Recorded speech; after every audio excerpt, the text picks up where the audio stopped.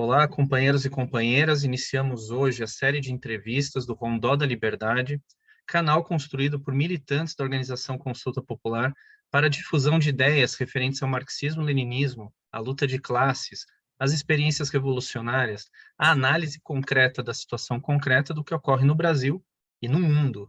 Pedimos a difusão de nossos canais e redes sociais. Clique o sininho no YouTube do Rondó da Liberdade, siga nossas redes no Twitter, no Instagram, curta, compartilhe, se inscreva, para a gente fortalecer a propaganda revolucionária rumo à Revolução Brasileira, algo tão importante.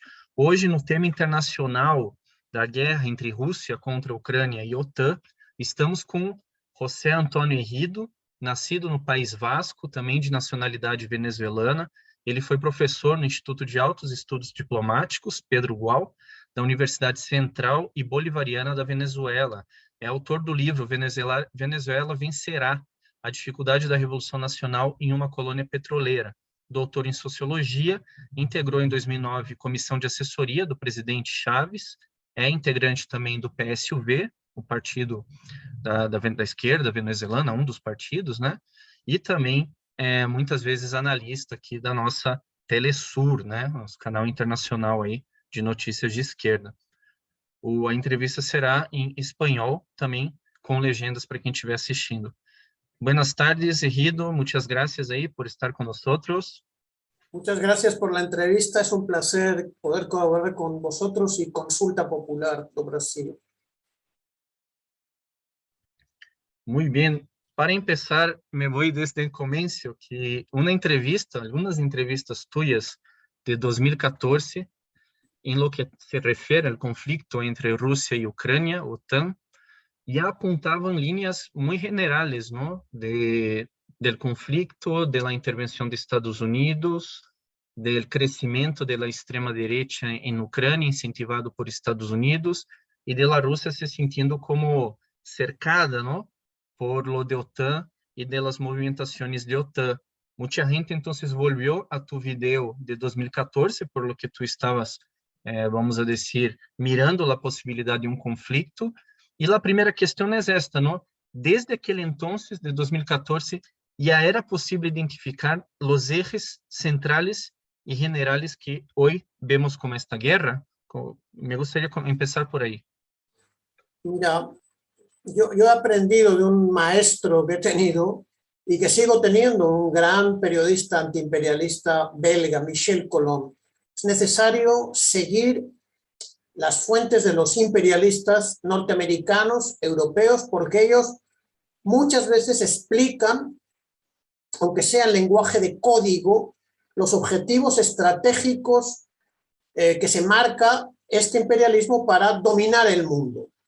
De manera que para mí en el 2014 era muy fácil saber que los norteamericanos, el poder norteamericano, seguía por una obra escrita por uno de sus principales asesores estratégicos, sobre todo vinculado al Partido Demócrata, Zbigniew Brzezinski, en su obra El Gran Tablero Mundial, que marca el objetivo para los norteamericanos de dominar el mundo, la necesidad de controlar lo que llaman Eurasia.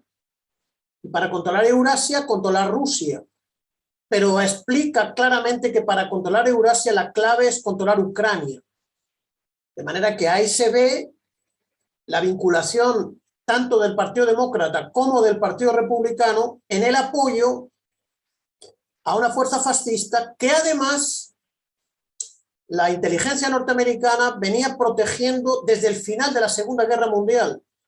Hay que conocer también un poco de historia que tiene que ver con la historia de América Latina, porque una asociación terrorista de ultraderecha vinculada a las dictaduras de América Latina, se llama la Liga Anticomunista Mundial, fue dirigida por un criminal de guerra ucraniano, señor Yaroslav Stretsko, instalado allí por los norteamericanos en Taiwán, que era la sede de esta Liga Anticomunista Mundial, a la que seguramente pertenecieron algunos ultraderechistas militares brasileños, el dictador Pinochet, el dictador Videla, el dictador Stroessner, el Banzer de Bolivia y el coronel D'Abuisson, que asesinó a Monseñor Romero de San Salvador. ¿Ves? las rutas del imperialismo se van uniendo en pos de sus objetivos estratégicos. Un objetivo estratégico desde la Segunda Guerra Mundial era destruir la Unión Soviética, y para eso protegieron a la fuerza fascista derrotada por el ejército vermelho, el ejército rojo, que son estos banderistas que no personalmente, porque pasan décadas, pero los servicios de inteligencia trabajan despacio, a largo plazo. Entonces ponen en el poder a una fuerza de extrema derecha para instaurar una dictadura de extrema derecha con apariencia de democracia, que tiene un objetivo, que es agredir a Rusia. Y entonces Rusia ha estado esperando 8 años, no ha querido inmediatamente enfrentar esta situación, pero ante la inminencia de una agresión contra Rusia, de una agresión contra la población rusa del Donbass, de la inminencia de un ataque o de emplazamiento de armas nucleares y el descubrimiento de armas bacteriológicas en construcción, Rusia intervino, de manera que era muy fácil saber que, si no, como dije en el 2014, si no se frenaban los Estados Unidos, íbamos a presenciar una guerra terrible. Estados Unidos han seguido, y Rusia, de una manera autodefensiva, ha tenido que intervenir en un conflicto que está muy grave. Realmente la humanidad vive un momento dramático.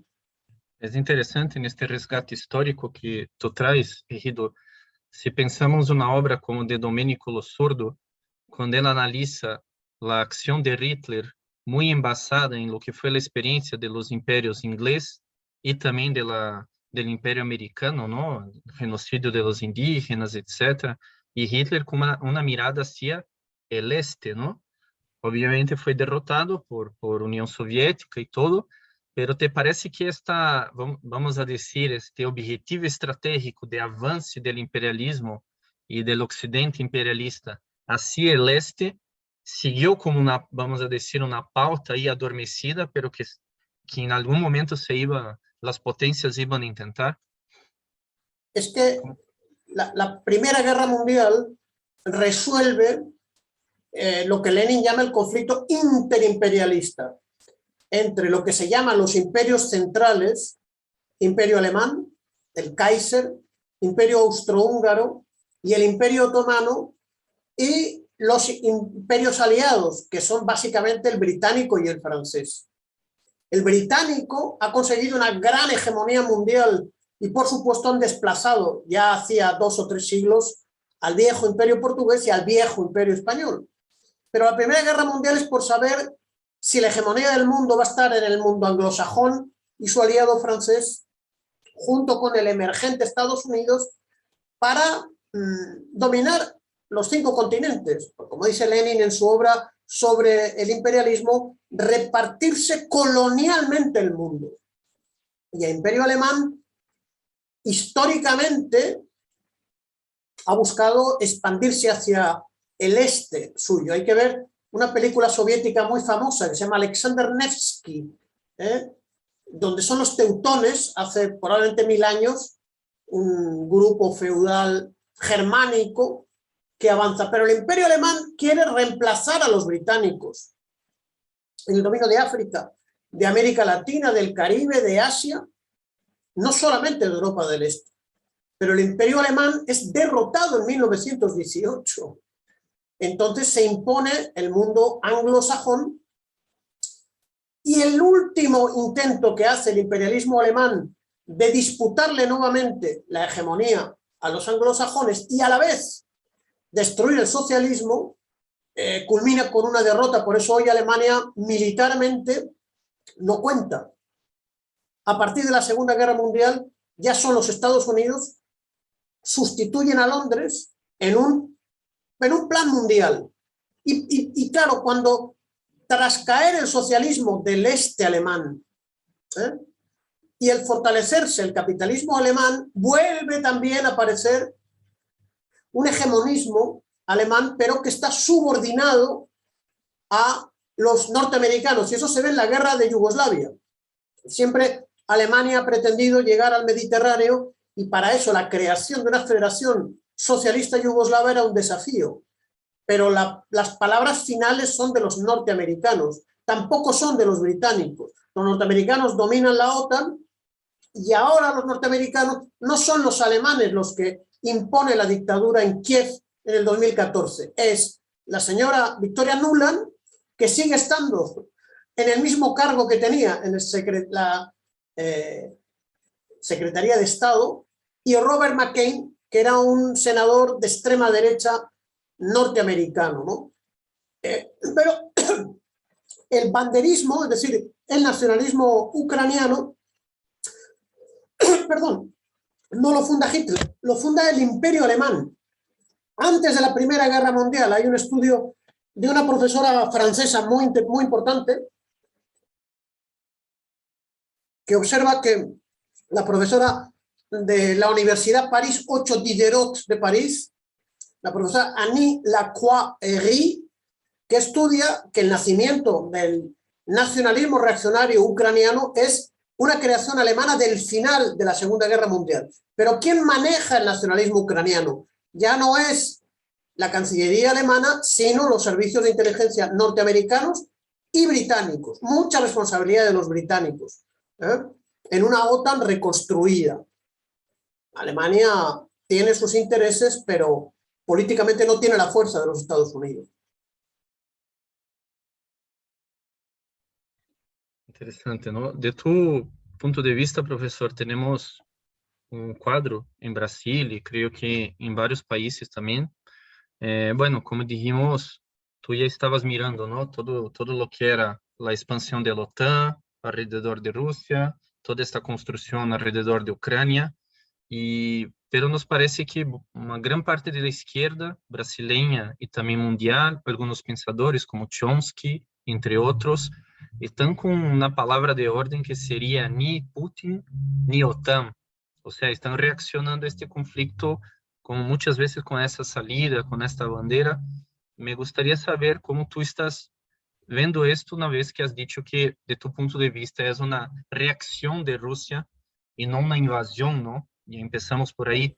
Pero me gustaría saber un poco cómo estás mirando las posiciones de la izquierda, que nos parece que está con una palabra de orden un poco cómoda, ni Putin ni OTAN, que no parece reflejar este contexto que tú nos estás dando, ¿no? Bueno, para mí es algo que yo ya he visto y he conocido en las debilidades de la izquierda occidental y del llamado marxismo occidental, que no entiende bien, no ha estudiado la teoría científica de Lenin sobre el imperialismo, ¿no? Como dice un economista marxista belga, para entender el mundo de nuestra época, es fundamental estudiar la obra de Lenin, El imperialismo, fase superior del capitalismo, pero no es suficiente, porque el capitalismo de los monopolios tiene una inmensa capacidad de renovarse, de actualizarse, lo dice el manifiesto del Partido Comunista, ¿no? Hablan de revolucionarizar las fuerzas productivas siempre en búsqueda del máximo beneficio, de manera que hay que actualizar la influencia que tiene el capital financiero, el complejo militar industrial. Entonces, si las fuerzas democráticas y progresistas y de izquierda no estudian, o lo dejan en manos de las universidades burguesas, se termina por cometer errores. Yo lo vi, esa consigna hace 22 años era ni OTAN ni Milosevic, porque ellos creían que el presidente de Serbia era un tirano, etc., ¿no? Y luego vino ni OTAN ni Gaddafi, pero Gaddafi representa la revolución árabe. Milosevic representa el socialismo autogestionario, es decir, hay una criminalización a los líderes que se oponen al hegemonismo imperialista.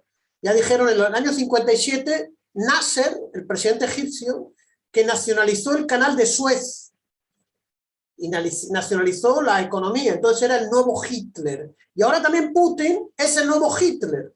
Uno entra en la página del Atlantic Council, el Consejo Atlántico, que es un think tank norteamericano, y dicen lo mismo que está diciendo la izquierda, es decir, Putin dice que es antifascista, pero en realidad es el verdadero fascista. Bueno, eso lo repite, es un órgano de derechas que financia la OTAN. Entonces hay gente que está alimentándose no de su propio pensamiento, sino de los órganos de ideología y de propaganda de la OTAN, del imperialismo norteamericano, del sistema de propaganda occidental, de unas universidades que en muchos casos ya no desarrollan un pensamiento independiente, sino que son asalariados, funcionarios, porque el neoliberalismo ha destruido la carrera de los profesores y ellos necesitan seguir la propaganda, ¿no? Hay un profesor en la Universidad de Bilbao que era cercano al antiimperialismo y ahora ha puesto en su perfil de Instagram una bandera ucraniana para que no lo expulsen de la universidad, porque él ya tiene una plaza fija. Mucha cobardía, pero es una cobardía, yo creo que en un sector pequeño de los países del mundo de su izquierda, porque esta China la ve como una guerra contra ellos. Ya el conflicto no es contra el campo socialista europeo, es un conflicto contra Rusia, contra China, contra Corea, y la India toma que es un conflicto contra ellos. Indonesia no quiere dejar de invitar a la reunión del G20 a Rusia porque se lo ordenan los norteamericanos. Los países africanos rechazan mucho estos argumentos de la OTAN. Y América Latina, ahí tenemos los países del ALBA que ratifican un apoyo cerrado a Rusia porque Rusia, aunque es verdad que es una Rusia burguesa, no es una Rusia socialista, pero Rusia en el año 2019 salvó a Venezuela. Cuando Trump amenazaba con invadir Venezuela, vinieron 2 bombarderos rusos al aeropuerto de Maiquetía, que es el principal aeropuerto internacional, informando, disuadiendo al imperialismo norteamericano de invadir nuestra querida Venezuela, ¿no? Y eso los pueblos latinoamericanos ya lo saben, porque saben que dieron los norteamericanos un golpe en Bolivia, saben que lo intentaron dar en Nicaragua, saben que lo dieron en Honduras y ahora en Honduras le dieron la vuelta al golpe de Estado, lo dieron en Paraguay, quitando a Lugo, lo dieron en Brasil, y los pueblos, ya en México, trata de afirmar una independencia sabiendo que tienen un vecino muy peligroso.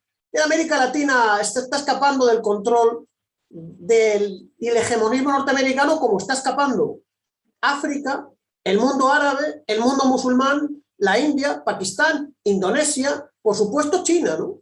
China está expresando toda la frustración que siente desde hace 20 años por las ofensas que le hacen los norteamericanos. Yo me acuerdo, la OTAN bombardeó Belgrado, capital de la pequeña Yugoslavia y de Serbia, y bombardeó la embajada china.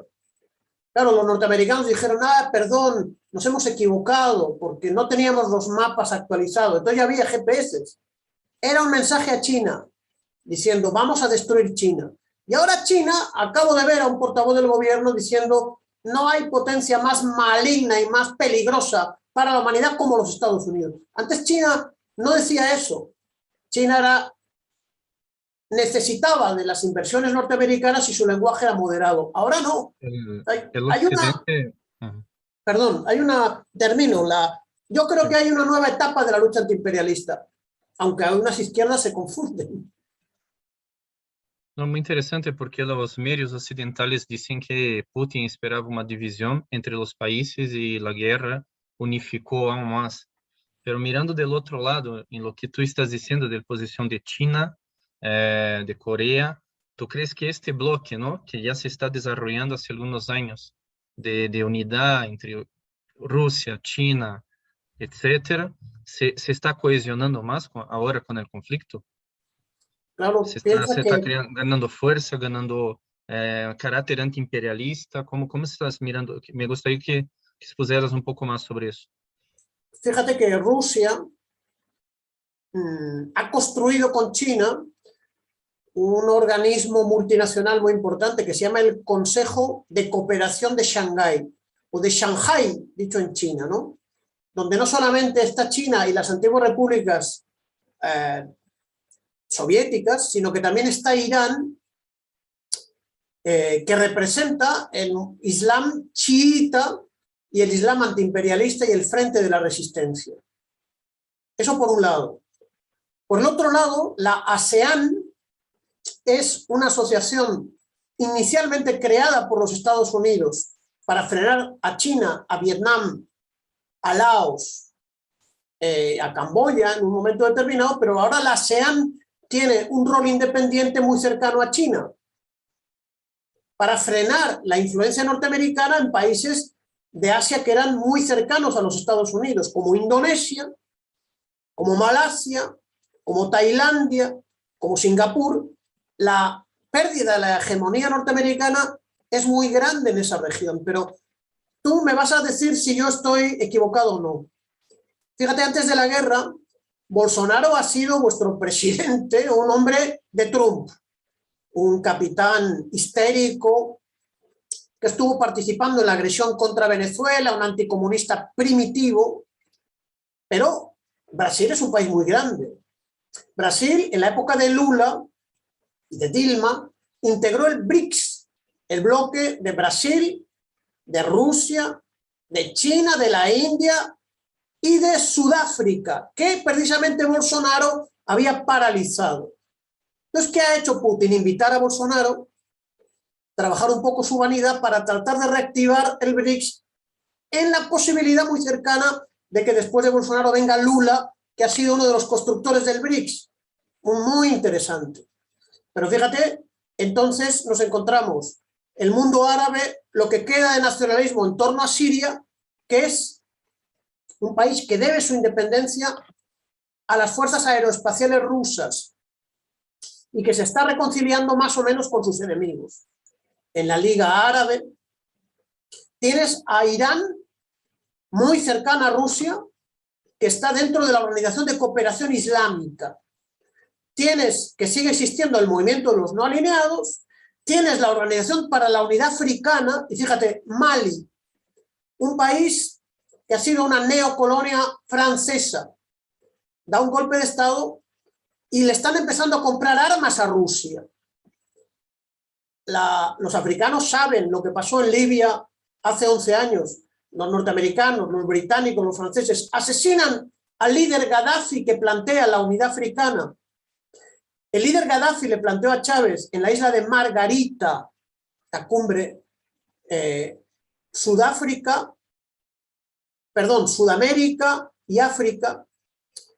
Gaddafi le plantea, como te digo, crear una organización de la defensa de los pueblos africanos y latinoamericanos. Y luego Gaddafi es asesinado. Pero los pueblos africanos saben de las intervenciones continuas y los golpes de Estado. Francia no ha hecho más que matar líderes africanos. No esperen aplausos de los africanos por la intervención de la OTAN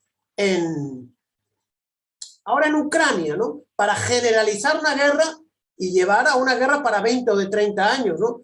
Entonces, Rusia no está aislada y en las Naciones Unidas sí hubo una condena, pero luego los norteamericanos no pueden aplicar sanciones eficaces contra Rusia. Y Rusia está dirigiendo las ventas de gas, de hidrocarburos, de carbón, de cereales al mundo asiático.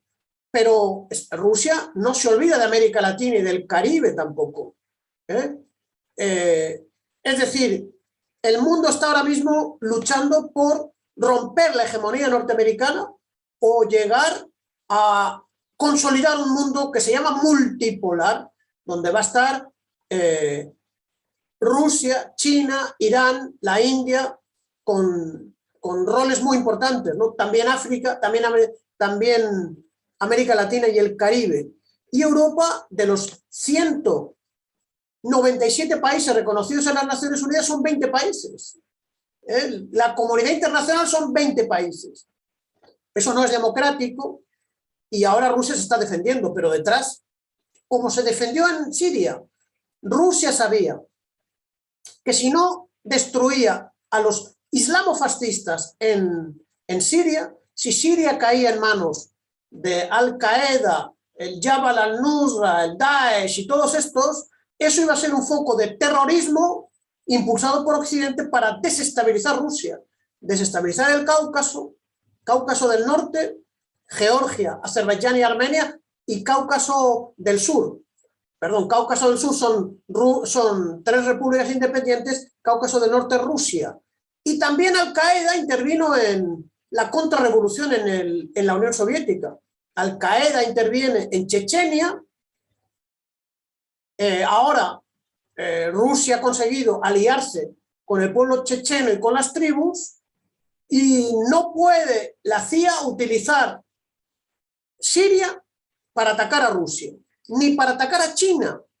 Fíjate que hay un ejército de terroristas del Partido Islámico del Turquestán en una parte de Siria, en la provincia de Idlib. ¿Dónde iban esos terroristas? A la provincia china de Xinjiang, porque son de etnia uigur. Hay toda una campaña acusando al Partido Comunista de China de matar, un genocidio contra el pueblo uigur. Es decir, el plan imperialista es debilitar a Rusia para después debilitar a China. Pero Rusia y China tienen el plan contrario: resistir, defenderse, asegurar su hegemonía y evitar el volver a los años 90, donde el hegemonismo imperialista fue absoluto una vez caída la Unión Soviética, con resultados trágicos para la humanidad y para América Latina y el Caribe en particular. Muito bem, para quem está acompanhando agora a nossa entrevista, lembrar que essa entrevista do Rondó da Liberdade, esse canal construído aí pelos militantes da Consulta Popular para propagação aí das ideias revolucionárias do marxismo-leninismo, enfim, o nosso canal Rondó da Liberdade. A gente pede sempre aí para você estar se inscrevendo em nosso canal e também difundindo nas nossas redes sociais. O Rondó está no Instagram e também no Twitter. Hoje estamos aqui com José Antônio Rido. Ele é especialista em ciências políticas, ele acompanha e constrói o processo bolivariano na Venezuela, é analista também da Telesur e está falando conosco aqui desde o País Vasco. Estamos falando sobre a guerra entre Ucrânia e Rússia e trazendo todo o contexto ao qual a gente caracteriza como uma guerra defensiva por parte da Rússia em vista de toda a ofensiva imperialista, de toda a construção aí do imperialismo e da OTAN nesses anos todos e no cerco a esse país, a Rússia.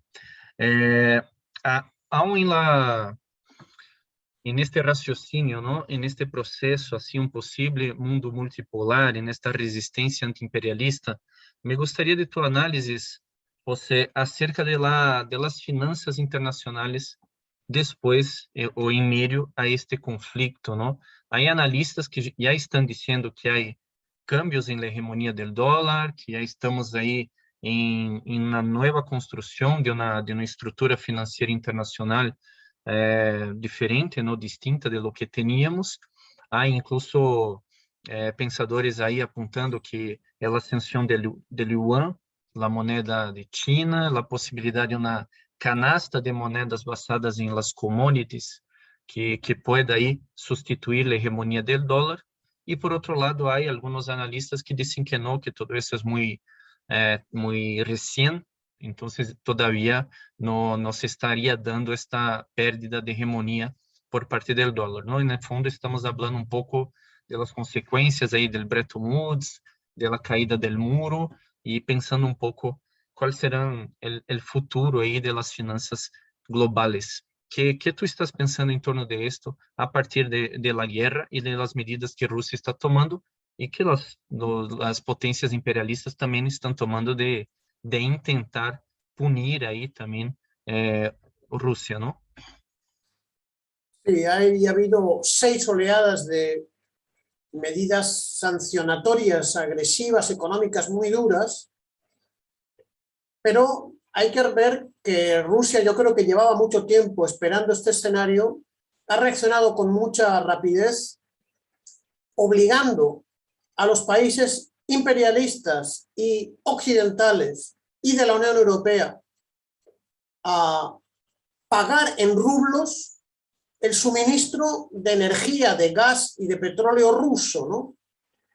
Eso ha roto la unidad de la Unión Europea, ha hecho que varios países estén pagando en rublos a través de abrir una cuenta en Gazprom Bank. Lo que ha hecho es fortalecer el rublo y debilitar la hegemonía del dólar como principal divisa de pago y de venta internacional. Porque es que además en esta crisis Arabia Saudita sorprendentemente se ha alejado de los Estados Unidos y ha acordado con China pagar en yuanes y en otras monedas que no son el dólar, ¿no? Lo mismo con China, ¿no? Y China y Rusia han acordado no utilizar el dólar, también Irán y China han acordado no utilizar el dólar. Eso significa un debilitamiento evidente del dólar, como digo. Pero además hay más consecuencias porque han sacado a China del sistema internacional de pago interbancario, que se llama el sistema SWIFT. ¿Qué ha hecho Rusia? Ha puesto en marcha sus bancos unas tarjetas que han dado a sus clientes de un sistema interbancario de pago creado en China, que creo que se llama UnityPay o algo así, ¿no? De manera que han empezado a debilitar el control que tenían los norteamericanos sobre el sistema interbancario SWIFT. ¿Pero qué más consecuencias hay? Hemos visto en la época Trump y ahora en la época Biden que en lugar de una intervención militar directa para destruir los países de línea independiente y de línea antiimperialista como Yugoslavia, Irak, Afganistán, Siria, Somalia, Sudán, Granada, Panamá, Vietnam, Laos, Corea, etcétera, lo que estaban haciendo era desarrollar una política de sanciones económicas, financieras, que han hecho mucho daño al pueblo y a la economía de Irán, de Venezuela, de Cuba y otros países. Entonces, al no ser eficaces el sistema de sanciones contra Rusia, porque Rusia ha estado construyendo su autonomía económico-financiera, agrícola, energética, debilitan todo el esquema general de sanciones, ¿no? Salvo algo que sí que se reconoce que ha hecho daño a Rusia, que es la importación de semiconductores que se fabricaban en Taiwán. Y eso va a obligar a China y a Rusia a producir semiconductores, lo cual no es nada fácil. Y estaba leyendo a fuentes rusas que señalaban que están buscando soluciones de la tecnología soviética, fíjate. Es decir, reconocen ahora la Rusia burguesa los avances que hubo de 75 años de construcción socialista también en materia tecnológica, científica y técnica, que no pudo ser destruida, sobre todo en los 10 años de gobierno Yeltsin, que es cuando más se ejerció la política destructiva del imperialismo norteamericano y occidental para no solamente aniquilar el socialismo soviético, sino para aniquilar a Rusia como un país unido, ¿no? Claro, hay una inflación muy importante, una especulación abierta de las compañías monopolistas y hay la necesidad de la humanidad ir a una economía pública planificada para resolver los problemas de hambre, de abastecimiento energético, de desarrollo tecnológico y una economía que no se base en el complejo militar industrial, como se basan los norteamericanos, no los rusos. Los norteamericanos basan su economía en la economía de guerra. Los rusos no, aunque hay empresas privadas, ¿no? La Raytheon, la General Dynamics, la Boeing, etcétera, son los que están empujando a una guerra y yo creo que muchos sectores se convencen que es una economía criminal que va a llevar al mundo a su destrucción y eso tiene que ser sustituido por una economía pública y, como te digo, planificada, ¿no? De manera que en el terreno práctico y en el terreno de la conciencia hay un debilitamiento del capitalismo de los monopolios, ¿no? Que es el que estamos viviendo ahora, ¿no? Pero es verdad que como este capitalismo de los monopolios no quiere perder su hegemonía, el conflicto está escalando y se convierte en agudo y grave, con una grave injerencia en términos militares, de aprovisionamiento, de mercenarios, de apoyo financiero al régimen reaccionario de Kiev. Ya lo ha dicho el general Austin, que es el jefe del Pentágono, el secretario de guerra norteamericano, que ellos buscan debilitar a Rusia, está claro. y Rusia quiere una paz cuanto antes y la humanidad tiene que movilizar las fuerzas de paz para detener el imperialismo. Eso es lo que puedo decir. La postura de los medios de comunicación internacionales y reproducidos en cada país, ¿no?, por las grandes empresas, aunque sea un conflicto que tiene una salida, ¿no?, que sería la negociación, porque no se trata de una invasión, es un conflicto con una pauta, como decimos, ¿no?, con acuerdos, con exigencia de respecto a acuerdos, pero eso no es abordado, ¿no? Y recientemente, con la visita del secretario de Estado americano, ahí Blinken, a Europa, nos da la impresión de esto, ¿no?, de que las potencias occidentales y OTAN quieren ahora desgastar lo máximo posible y hacer este enfrentamiento en contra de Rusia, ¿no? Como dijo un ex embajador estadounidense, incluso, es un conflicto, es combatir Rusia hasta el último ucraniano, ¿no? O sea, y Sí. teniendo Ucrania como este fantoche, decimos nosotros en portugués. Pero ¿cómo ves esto, no? La disposición, en lo que estás diciendo es eso, ¿no? La disposición de Estados Unidos es seguir combatiendo y desgastando a Rusia, ¿no?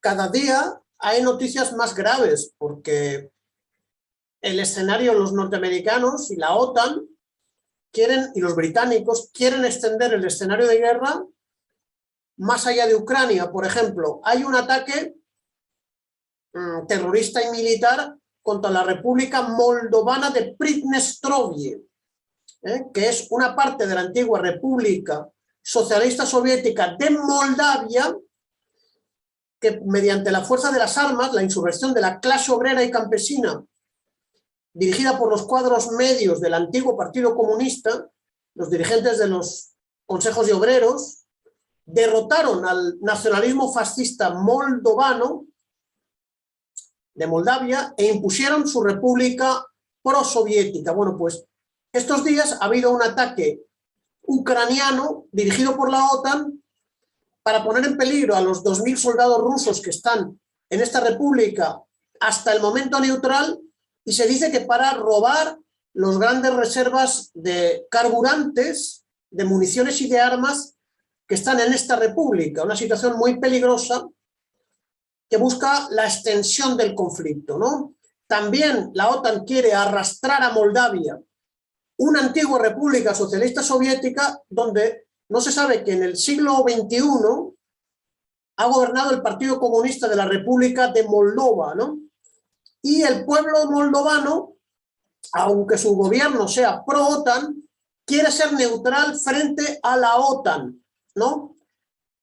Acabo de ver una noticia de la inteligencia rusa que señala que hay planes de Polonia para ocupar algunos territorios del oeste de Ucrania para desmembrar ese país, ¿no? Y además el presidente Putin ayer amenazó y advirtió con una respuesta de relámpago no lo dijo, pero es nuclear, si los países de la OTAN intervienen en la guerra de Ucrania. Ya están interviniendo porque Polonia, el régimen proimperialista, vasallo y corrompido de Polonia, está sirviendo para recibir todos los días cientos de aviones de carga con todo tipo de equipamiento militar que luego es llevado por tren a Ucrania. Y lo mismo Bulgaria, lo mismo Rumanía, ¿no? Que son dos peleles y dos marionetas de la OTAN. Se busca, los imperialistas no quieren una solución negociada en el corto plazo, quieren que se destruya la antigua Ucrania socialista para debilitar a Rusia. También Ucrania está atacando a Rusia fuera de las fronteras de Ucrania, de manera que estamos en un escenario muy peligroso. Lavrov, el ministro de Exteriores ruso, también ha hablado de la posibilidad de una guerra nuclear. De una guerra nuclear no se salva nadie, lo explica el profesor argentino Atilio Borón. Se crea sobre la capa de ozono un invierno nuclear, penetran los rayos ultravioletas de nuestra galaxia y la vida humana desaparece del planeta. Esto es a lo que nos quiere llevar la oligarquía financiera imperialista norteamericana para defender su hegemonía, provocar a Rusia a una guerra nuclear. No sabemos si Soros o si la gente de Silicon Valley o los millonarios de Washington han previsto marcharse a la Luna o a Saturno o a Neptuno a seguir disfrutando de sus riquezas, pero la especie humana está en un serio peligro. Y la necesidad que tiene la especie humana es la de erradicar el sistema imperialista. No erradicar la vida de nadie, de una sola persona, sino el imperialismo como modo de destrucción de las fuerzas productivas y de acumulación de la riqueza, tal como fue descrito genialmente por Lenin en la obra que he citado antes. La humanidad vive un momento muy delicado.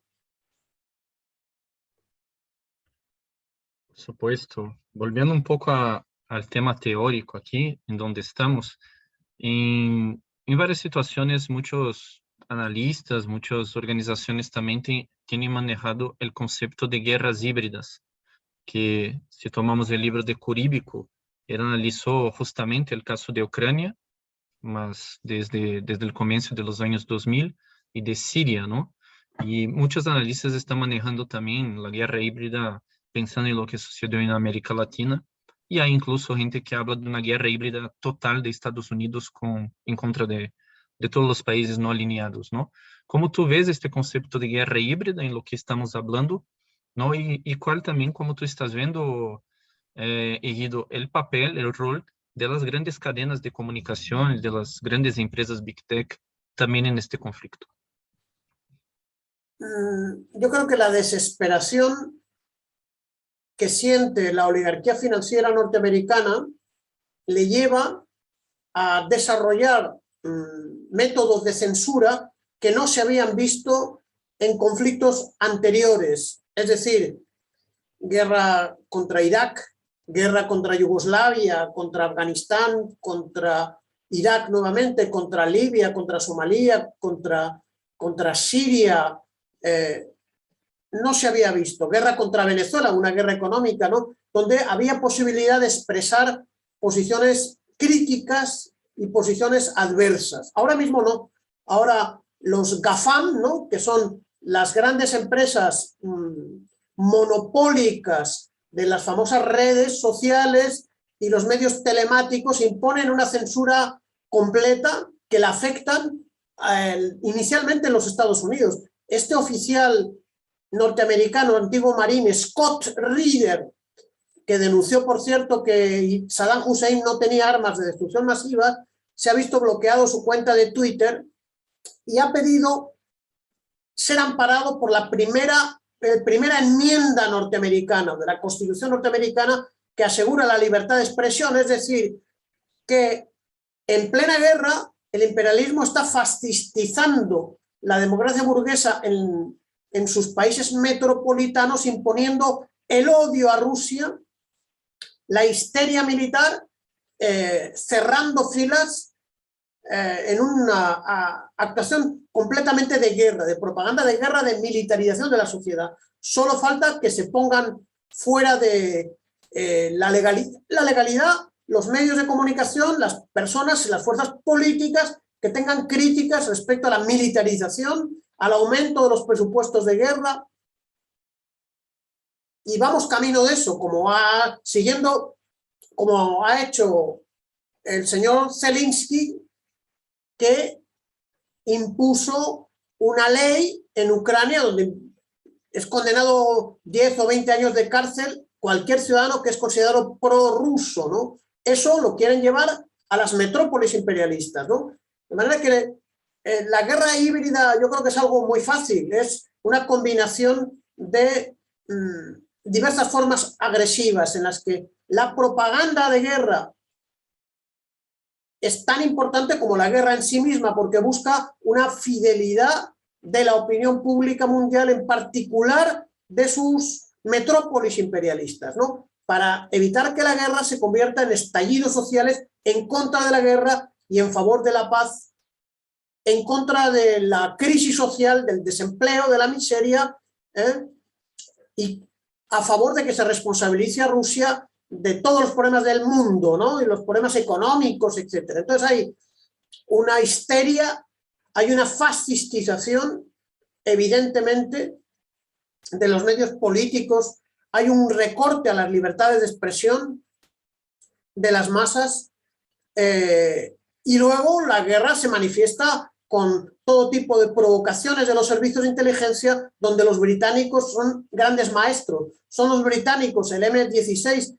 el que construyó, por ejemplo, grandes farsas en la guerra de Siria, inventando los cascos blancos, inventando que Siria había utilizado armas químicas para justificar ataques con misiles.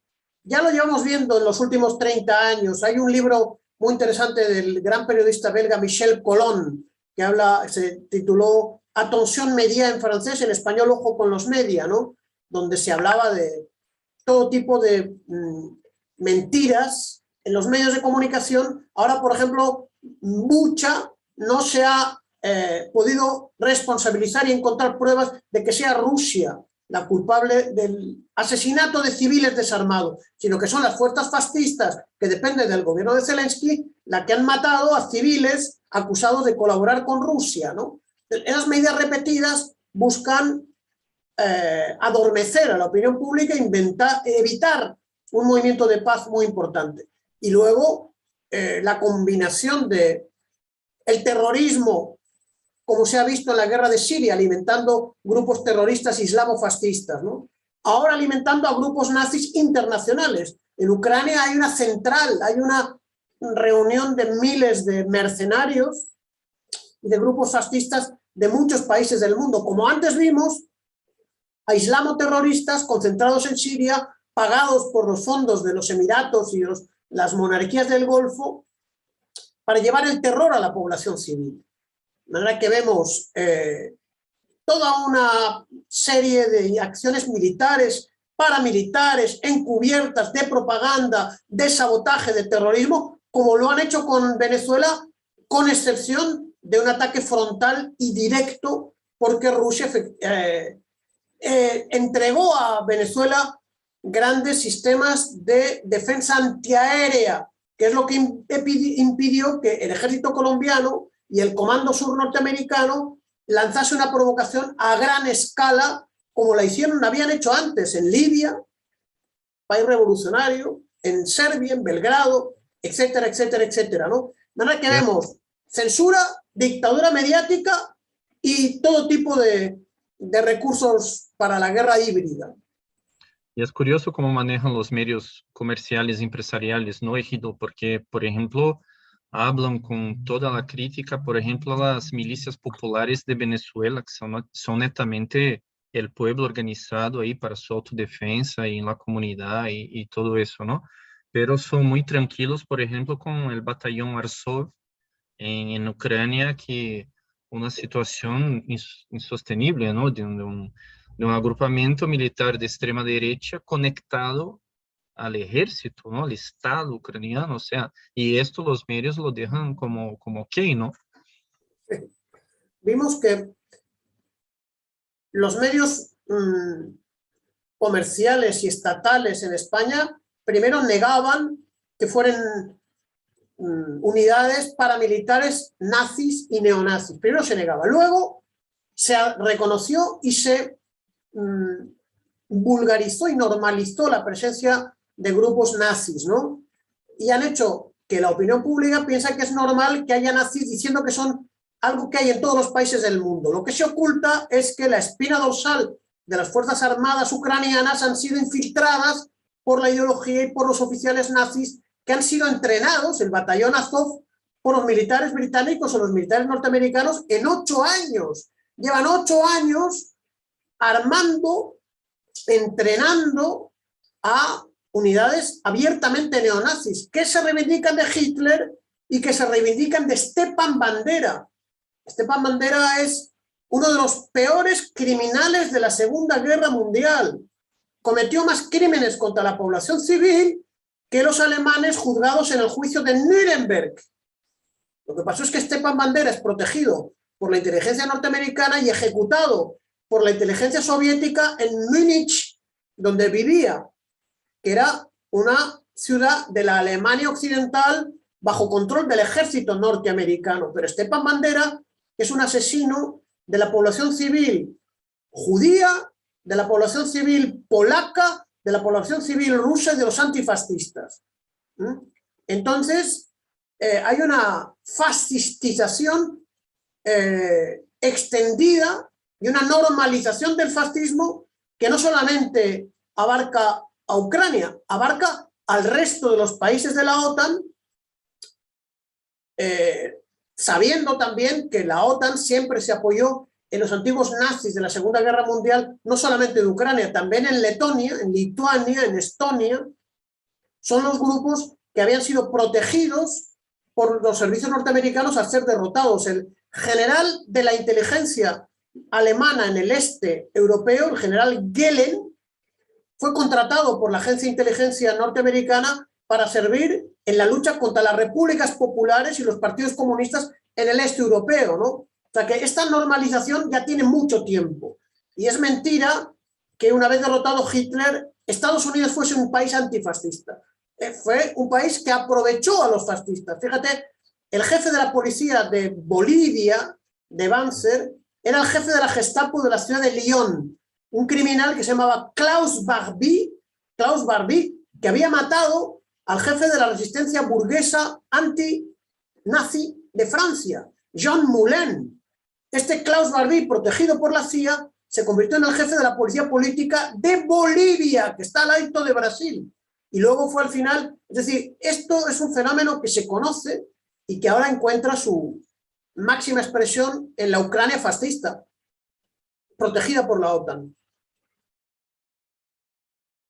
Me recordé de Guatemala, donde todo el asesinato de las 400,000 personas ahí del pueblo, de la guerrilla, de la izquierda, con técnicas muy brutales, fueron sí ahí enseñadas por Estados Unidos basadas en las técnicas nazistas, ¿no? Más Sí. tarde en los años 80 ahí con asesoría del ejército de Israel también, pero sí, tú tienes toda razón en esta manutención del nazismo en las prácticas del imperialismo, ¿no? Es un punto muy importante aquí para nosotros. Trayendo un poco nuestro debate, ¿no? Estamos casi llegando aquí en una hora, en el término de nuestra ótima charla aquí. Trayendo un poco para América Latina, tú que acompañas, sigues, participas, estás involucrado en el proceso de Venezuela, ¿qué informaciones tienes acerca de, como dijimos aquí, Venezuela recibió el apoyo ahí de este bloque de Rusia, de China, tenemos que decir también de Irán, en estos últimos años, en contra la agresión imperialista, ¿no? En este momento, con toda la disputa alrededor del petróleo, hay incluso potencias ahí occidentales demandando el petróleo de Venezuela, en lo que puede ser tal vez un respiro para el país también, del punto de vista económico, pero aquí no me entro mucho. Me gustaría saber si tú tienes informaciones o qué se está platicando ahí en Venezuela, en vista de incluso de los últimos años que, como dijimos, fueron muy duros en contra del país.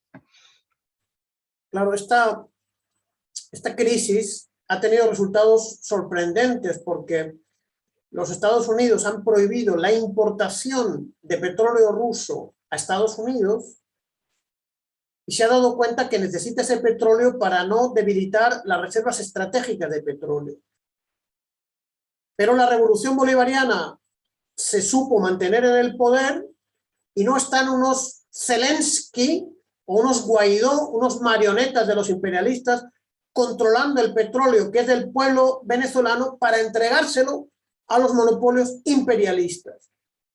Entonces, ante esta realidad de falta de petróleo y de gas, también de carbón, también de cereales, pero en particular de petróleo y de gas, el gobierno de Biden ha mandado representantes de alto nivel para negociar con la Revolución Bolivariana y su presidente, el presidente de la República, el reinicio del comercio con el crudo, solo que la industria venezolana está afectada por la agresión brutal encabezada por los Estados Unidos para destruir la revolución. No han podido destruir la revolución y han tenido que reconocer la victoria de la resistencia del pueblo venezolano. Y el pueblo venezolano, la revolución le ha encargado a Jorge Rodríguez, que es el presidente de la Asamblea Nacional, una negociación en la que se establezcan las condiciones, la solución el fin de la agresión norteamericana e imperialista contra Venezuela para normalizar la relación también comercial. Y esto significa una enorme derrota del imperialismo norteamericano. No solamente no pudieron destruir la revolución, sino que ahora le reconocen el rol mundial de Venezuela como suministrador de petróleo y de gas, sin que la revolución abandone su relación estratégica con la Federación de Rusia. Una relación que le ha permitido dotarse de armas antiaéreas con las que disuadir un ataque militar convencional. Cuando el líder Gaddafi entrega las armas estratégicas, finalmente fue destruido por la OTAN, el líder asesinado y el país destruido. Cuando Saddam Hussein también acepta las sanciones y se desarma, finalmente es destruido.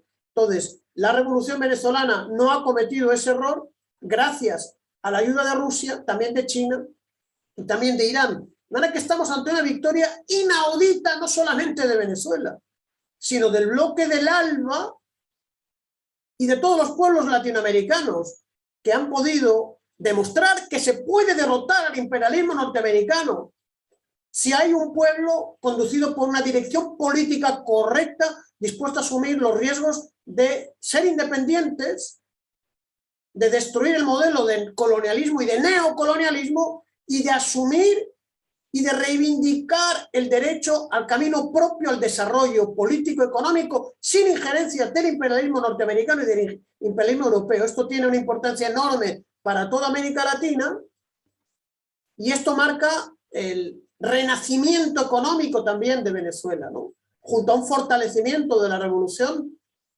que está esperando, por cierto, las elecciones en Brasil, esperando que vuelva Brasil a ser un país amigo de Venezuela, las elecciones en Colombia, donde se espera que las fuerzas de ultraderecha, narco-paramilitares, pro-norteamericanas, sean sustituidas por unas fuerzas más civilizadas con las que Colombia no sea utilizada por el imperialismo para amenazar y agredir a Venezuela. Después de las elecciones en Perú, en Brasil, en Argentina, en la recuperación de la democracia en Bolivia, las elecciones en Honduras, en un marco más democrático, más unitario, más integrador, en el que yo creo que Venezuela aparece como un faro de lucha, después de todo lo que ha sufrido el 2019, el 2020, el 2021. Yo creo que tiene una importancia grande que viene, se ratifica el fin del hegemonismo norteamericano y este hegemonismo los Estados Unidos lo quieren defender a sangre y fuego en Ucrania. Si también en Ucrania son derrotados, yo creo que entraremos en una fase más pacífica y más positiva para el desarrollo de todos los pueblos del mundo, en particular los pueblos del sur, lo que se llamó el tercer mundo, que a mí no me parece una cosa peyorativa, no sé tú qué opinarás, ¿no? Sino donde está el futuro moral, político, ideológico de la revolución mundial y del desarrollo pacífico del mundo en el que vivimos. También nosotros en Consulta Popular, en varias organizaciones brasileñas, en nuestro canal aquí, Rondó da Liberdade, tenemos esta apreciación acerca del proceso bolivariano, ¿no? Que resistió en estos años de varios golpes, de varias dificultades, en que muchos gobiernos se cayeron en América Latina desde los años 2000 y la revolución bolivariana supo manejar, organizarse para resistir este proceso. Y aquí entramos en una cuestión muy interesante, Guido, que tú has trazado aquí en nuestra entrevista una línea muy interesante, ¿no? Y verdadera de los países del norte de África y Oriente Medio destruidos por Estados Unidos y por el imperialismo, ¿no? Hablamos de Irak, de Afganistán, de Libia, de Siria, y ahí hay Sudán y Bahrein y todos los intentos golpistas en el mundo. Y también si miramos en América Latina, también si agarramos desde los 2000, cada año podemos mirar un intento de golpe por parte de Estados Unidos, ¿no? Si hablamos 2004 Haití, 2005 Brasil con Mensalão, 2006, 2008 Bolivia, 2009 Honduras, 2010 Ecuador, en contra de Correa en la época, 2011, 2012 Paraguay, 2013 Brasil, 2000, ¿no? Hay una línea muy dura en nuestros pueblos y mirando al final Venezuela, como yo dije, resistió. Entramos en esta ola que tú estás trayendo, de hecho, de resistencia, de nuevos gobiernos populares, y un elemento común y preocupante es cómo estos nuevos gobiernos entran ya con mucho, a ver la palabra en español, pero es muy desgastados, ya como la derecha y muy dura, ¿no? Pensar el proceso de Pedro Castillo en Perú, ya con mucha desaprobación, con mucha dificultad. Pensar ahora también los primeros intentos de Boric en Chile, también con mala aprobación ahí, con la derecha ahí dura. En Argentina también sabemos, con Fernández. Esto todo, como ves, nos apunta que en un escenario de instabilidad mundial, nuevamente volvemos al ejemplo bolivariano de no esperar me parece, una estabilidad institucional, sino que creer en esta capacidad de resistencia, ¿no? Aquí ya estoy también poniendo una opinión, pero me gustaría escucharte un poco en este proceso, como ves, tú que sigues Europa y América Latina junto. Ahí hay que preguntarse, esta nueva oleada democrática, patriótica, antiimperialista, que expresan los pueblos de toda Latinoamérica, desde México hasta la Patagonia, ¿no? Del Brasil hasta Lima y hasta el Ecuador. ¿Qué significación tiene en relación a la oleada anterior, que fue, digamos, representada por el triunfo de Chávez el año 98, después las elecciones que hubo en Brasil, con Lula, primer gobierno, en Bolivia, la vuelta de los sandinistas, Correa, los Kirchner en la Argentina, de ahí luego el Frente Amplio en el Uruguay, después el breve gobierno del obispo Lugo en el Brasil. Bueno, yo creo que hay un primer momento de mucha inestabilidad en Venezuela, un golpe de Estado, ahora se han hecho 20 años, también llegar a una estabilidad institucional de las fuerzas democráticas y revolucionarias en Venezuela ha costado mucho. Pero eso ha servido para que junto con Brasil se hiciesen grandes cosas como crear la UNASUR y crear la CELAC, que se está reconstruyendo gracias al liderazgo de México. Y uno observa cómo México, Colombia, Chile, el Perú, no participaron de la primera oleada, vamos a decir, democrática, progresista, antiimperialista, que creó el ALBA en torno a varios países, con Cuba, con Venezuela, con Nicaragua, también con Ecuador, con Honduras. Y luego, como ya te he dicho, se fortaleció el Foro de Sao Paulo de los partidos de izquierda, pero ahí estaban ausentes grandes países. México, país muy importante por su proximidad a los Estados Unidos. México ha tenido un camino propio, pero que ha roto sobre todo 40 años de un régimen neocolonial. Se dice neoliberal, pero yo creo que la palabra es más dura, es neocolonial. México estaba sometido a gobiernos proimperialistas que destruyeron la economía de México. Entonces, buscar una estabilidad y un desarrollo con un mayor cota de independencia y sin golpes de Estado, a México le cuesta bastante. Es verdad que Perú tiene otro perfil. En mi opinión, Perú sufre la destrucción de la izquierda peruana en ese fenómeno de lucha armada que para mí era enloquecida, fuera de la realidad, que justificó la dictadura de Fujimori. Entonces, la oligarquía peruana consiguió imponer su voluntad y estamos ante una fase de reconstrucción de las fuerzas populares muy inestable, donde probablemente hay que hacer varios intentos, porque también para llegar al gobierno de Correa hubo varios intentos en los que los gobiernos neoliberales cayeron ante el empuje popular sin una fuerza política popular organizada y sin un liderazgo organizado. El Perú está en ese problema. Chile, claro, Chile son los hijos y la consecuencia de la feroz dictadura de Pinochet, que destruyó Chile me recuerda un poco a España, después de una guerra tremenda, la izquierda es destruida y estamos también en una fase de reconstrucción de las fuerzas populares y democráticas, ¿no? Yo creo que el futuro de América Latina se va a determinar por la firmeza del bloque de ALBA y por lo que pasa en los países más importantes, que son México, vuestro país Brasil y la Argentina. La Argentina es verdad que el gobierno de Fernández, Alberto, es moderado, pero las fuerzas políticas antiimperialistas que construyeron gobiernos anteriores y que tumbaron a Macri están allí y están en una fase de reconstrucción. El COVID ha debilitado mucho la economía de los países, ha debilitado los procesos políticos, el imperialismo ha mantenido algunos gobiernos bajo control, como el del Ecuador, pero esperamos, hay mucho optimismo, ¿no?, en las elecciones, que vuelva Lula, en que se mantenga una línea independiente en México, que es muy importante, y que vuelvan unas fuerzas más firmes, nacional populares, como llaman en la Argentina, ¿no? Y junto a eso acompañar un proceso en Bolivia, que es un país muy importante del ALBA, una reorganización de la izquierda y las fuerzas populares del Perú, y lo mismo en Chile, ¿no?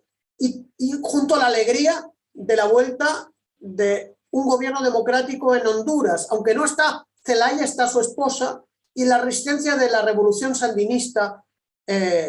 Yo creo que hay una correlación de fuerzas más favorable a la independencia nacional, a la unidad de los pueblos latinoamericanos, a los cambios sociales y a retomar lo que ya hicieron Lula, Chávez, Fidel, Correa, Evo Morales, junto con nuevos líderes y nuevos liderazgos. Yo creo que es muy positiva la evolución en América Latina, y los Estados Unidos tendrán que negociar con mucho más respeto, porque detrás de América Latina está el mundo multipolar que representa Irán, representa Rusia en plena lucha, representa China, que ya no es un país debilitado, es un país muy firme, que está dispuesto a la lucha por sus intereses como primera potencia mundial y a los intereses también de la Revolución Nacional Democrática en todo el mundo, ¿no? Yo creo que hay que ser positivo y hay que ser optimista, sabiendo que vivimos un momento muy delicado. Muy bien, Egido, buenos elementos. También consideramos que México está en un momento diferenciado ahí con el gobierno de Obrador, se está saliendo bien en una serie de cosas. Y la cuestión de Perú, interesante este comparativo con Ecuador, porque de hecho hubo ahí la caída de 3 presidentes, ¿no?, entre 2000 y 2005, hasta que llegara Correa al gobierno después de muchas crisis, tanto con gobiernos de netamente de derecha, como ahí mismo de Lúcio Gutiérrez, ¿no?, que se decía nacionalista y siguió ahí con el imperialismo y la gente lo votó en las calles. Muy bien. Te agradecemos nuevamente, ¿no?, por Rondó da Liberdade, este espacio. Espero que no sea que tengamos más, porque está muy bueno, muchos elementos, y abrimos ahí para tus consideraciones finales, algo que no haya dicho, que se nos escapó, pero ya apuntando que vamos a querer otras análisis ahí más al futuro. No, para mí visité en el pasado 3 veces vuestro hermoso país. Yo creo que el pueblo brasilero tiene que pensar que una parte de la emancipación de toda la humanidad está en manos del pueblo brasilero. Hemos mencionado el BRICS, los no alineados, las Naciones Unidas. Es el primer país económica, tecnológica, demográficamente de toda América Latina y el Caribe. Yo creo que ha pasado un momento de mucha crisis, también de inestabilidad y dificultad, pero tenemos mucha confianza en la reconstrucción de las fuerzas sindicales, populares, culturales, políticas, que sean capaces de grandes acuerdos para no solamente retomar lo bueno de los gobiernos anteriores, del PT y de sus aliados. Me acuerdo del Frente Brasil Popular, al comienzo, cuando yo estaba, la primera vez que viajé fue el año 87 a Brasilia, una ciudad que me dejó maravillado. Sao Paulo, con su cultura absolutamente extraordinaria, me enamoré de la bossa nova, de la sensibilidad musical, artística del arte y del pueblo brasileño, y le toca a Brasil ahora darnos muy buenas sorpresas con elementos de unidad, de avances políticos. Yo soy un gran lector de Emil Sader, este gran sociólogo brasilero, y de los grandes pensadores revolucionarios que ha producido el pueblo brasileño, ¿no? De manera que es para mí un enorme honor. Estoy completamente a vuestra disposición y estamos seguros de que Brasil va a ayudar a la construcción de un mundo que no solamente sea unipolar, multipolar, sino que sea socialista, que es el sueño nuestro de un mundo realmente democrático, justo, sin las brutales injusticias a las que nos ha llevado la hegemonía del imperialismo, del capitalismo, de los monopolios, que ha puesto en peligro la vida en el planeta, ¿no? Por lo tanto, todo mi abrazo a vosotros y a los grandes líderes revolucionarios desde Prestes en adelante hasta la victoria. Un abrazo muy grande y muchísimas gracias. Muito obrigado. Graças, Egido, por seu tempo, por suas ensinanças. E é isso, companheirada, essa entrevista que o canal aqui, Rondó da Liberdade, fez com José Egido. Ele é analista político internacional, falou com a gente aí do País Vasco. Ele tem longa experiência também com o processo bolivariano na Venezuela. Vamos contar com ele certamente em outros momentos. E a gente pede para seguir o nosso canal do Rondó, seguir também aí as nossas redes sociais, no Twitter, no Instagram, sempre com temas da propaganda, do marxismo-leninismo, da Revolução Brasileira, enfim, da luta dos povos aí, dos trabalhadores no Brasil e nos outros continentes. Hoje falamos da guerra entre a Ucrânia, a OTAN e a Rússia, colocamos um contexto muito bom e voltaremos aí futuramente com mais boas entrevistas com quadros internacionais aqui também da América Latina e do mundo. Muito obrigado, até a próxima e seguimos aí na luta. Tchau, tchau.